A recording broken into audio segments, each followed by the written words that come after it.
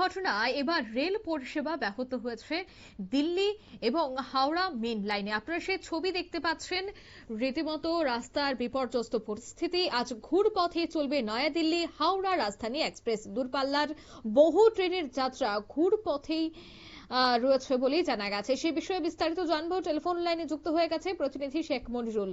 মনিরুল, বিহারের জমুই জেলায় যে দুর্ঘটনাটি ঘটেছে, মূলত আরটি ওয়াগন লাইনচ্যুত হওয়ায় ইতিমধ্যেই দিল্লি হাওড়ার যে মেন লাইন রয়েছে তাতে সম্পূর্ণভাবে দেখা গেছে যে ক্ষতি হয়েছে। এই মুহূর্তে কি আপডেট পাচ্ছ? দেখো, এই মুহূর্তে যেটা জানা যাচ্ছে যে এক ভয়ঙ্কর রেল দুর্ঘটনা, একেবারে নদীর উপরে যে ব্রিজ, সেই ব্রিজের উপরে মাল ট্রেন দুর্ঘটনা ঘটে, যার ফলে কিন্তু মাল ট্রেনের প্রথমে বলা হয়েছিল 5টি বগি সেটা নদীর মধ্যে পড়ে যায়। তারপরে রেল কনফার্মেশন করেছে 8টি বগি। এই মুহূর্তে যেটা জানা যাচ্ছে যে মালগাড়ির 10টি বগি সোজাসুজি ব্রিজ থেকে কিন্তু নদীর মধ্যে পড়ে যায় এবং বেশ কয়েকটি নদীর পাড়ে পড়ে গিয়েছে। তবে এই ঘটনায় এখনো পর্যন্ত কোনো হতাহতের খবর না পাওয়া গেলেও 2 থেকে 3 জন গুরুতর আহত বলে জানিয়েছে। যারা মূলত নদীতে ওই সময়তে মাছ ধরতে আসে তারাই এই আহত হয়েছে বলে জানা গিয়েছে। যেটা জানা যাচ্ছে যে বিহারের জামুই রেল স্টেশনে ভয়াবহ ট্রেন দুর্ঘটনা জাসিহিদ ঝাঝা রেল লাইনে তেলোয়া বাজার হল্টের কাছে এই ভয়াবহ রেল দুর্ঘটনা ঘটে।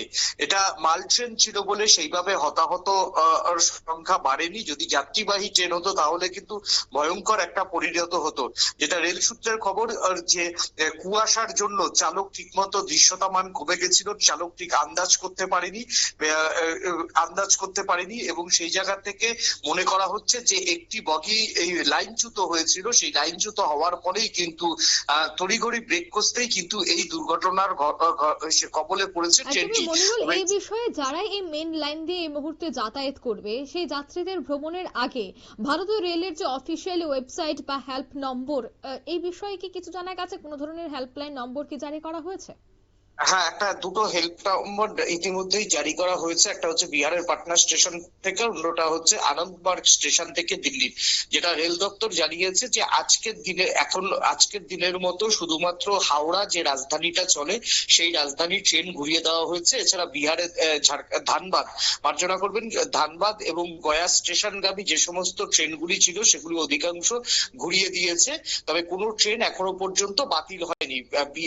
মানে যেগুলো ট্রেনগুলো হচ্ছে উত্তর ভারত থেকে মূলত হাওড়া স্টেশনে ঢোকে, সেই রকম ট্রেনগুলোকে যাত্রাপথ ঘুরিয়ে দেওয়া হয়েছে। তাতে 3 থেকে 4 ঘন্টা ট্রেন বিলম্বিত হতে পারে। আর আজকের দিনের জন্য শুধুমাত্র রাজধানী এক্সপ্রেসের যাত্রাপথকে ঘুরিয়ে দেওয়া হয়েছে। তবে আগামীকাল কি হবে সেই সিদ্ধান্ত আগামীকাল সকালবেলা রেলের যারা অপারেশন ম্যানেজাররা রয়েছেন তারা নেবে। তবে এই ঘটনায় খুব একটা বেশি হতাহতের খবর না পাওয়া গেলেও স্থানীয় যে লোকাল ট্রেন পরিষেবা বা প্যাসেঞ্জার মানে ইএমইউ প্যাসেঞ্জার ট্রেন পরিষেবা সেটা আজকে কিন্তু সম্পূর্ণ ব্যাহত হয়েছে বলেই কিন্তু জানিয়েছে রেল মন্ত্রক। তবে দূরপাল্লার এক্সপ্রেস যাত্রাপথ দেরিতে হলেও প্রত্যেকটা ট্রেনই কিন্তু নির্দিষ্ট গন্তব্যে পৌঁছাবে। অন্যদিকে ঘন কুয়াশার জন্য এমনিতেই 2 থেকে 3 ঘন্টা উত্তর ভারতগামী ট্রেনগুলি কিন্তু গড়ে লেটে চলছে।